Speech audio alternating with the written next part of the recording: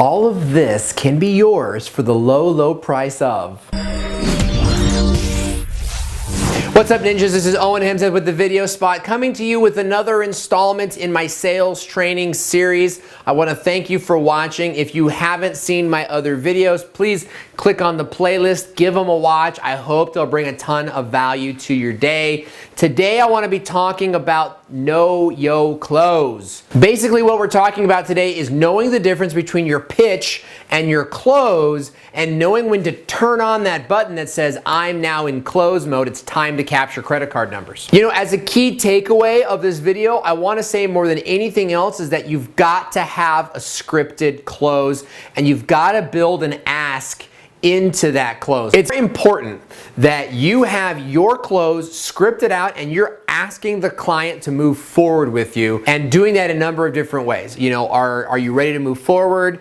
Does that sound like something that's for you? So do we have a deal? All of these are closing questions that count as an ask and can move you forward. What's interesting about the close is that you can have a couple different closes that could work in a variety of different situations. So a close should be looked at as not a part of the pitch, but as kind of like an addition to the pitch, almost like the lens is to the camera, and it can be taken off and use a different lens for a different situation. For example, when I was in home improvement sales, we would have the one, it was called the one call close. So the idea being is that, hey, I'm here today, you don't have to buy from me today, but let me show you why the price will be lower today than it will be tomorrow. Because I've already driven out here today, and if I have to drive back again tomorrow, then the company has to pay me for the gasoline and for my time to come back out here. That's going to increase our costs.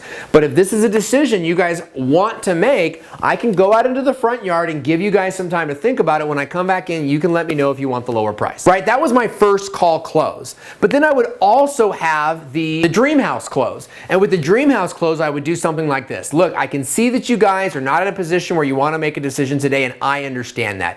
But let me tell you what's kind of going on behind the scenes over here at the company. We have a big Saturday coming up where we're bringing out a camera crew and a film crew, and we're going to be taking pictures of all of our dream houses, right? So they're basically houses that have 3 or more windows in the front and a sliding glass door that we can use in our marketing, because we constantly have to be updating our marketing. Your house fits that profile, and I'm not saying that I can do it, but I can submit you guys as an application for a dream house if you get approved, and that'll happen over the phone today. If you get approved, I can take 15% off the cost of the house, redirect it to our marketing, and save you guys a little bit money. How does that sound? Both two very different closes, but both designed for the person that I was speaking to directly. So you need to have a couple of those closes developed, and you should get on them as soon as possible. Now, generally speaking, there is a process or a structure to the close, and I am all about coaching. Not only do I love to coach other companies, marketing departments, and even individuals one-on-one in some cases, I also believe in hiring coaches. I've hired one coach who I think is just one of the greatest coaches of all time. Her name is Shanda Sumter. Shanda taught me 3 important elements of a close. Tell them what you're gonna do it, and that includes the ask, and then tell them what you've done. I wanna walk through that process with you real quick. So let's pretend that I'm a social media marketer, and I've just done the pitch, the features, the benefits, and now I'm gonna walk into the close. Here's how that might sound. So I've shown you now all the features and the benefits of how my service works and how this is gonna be able to benefit you in the long run by generating for you a new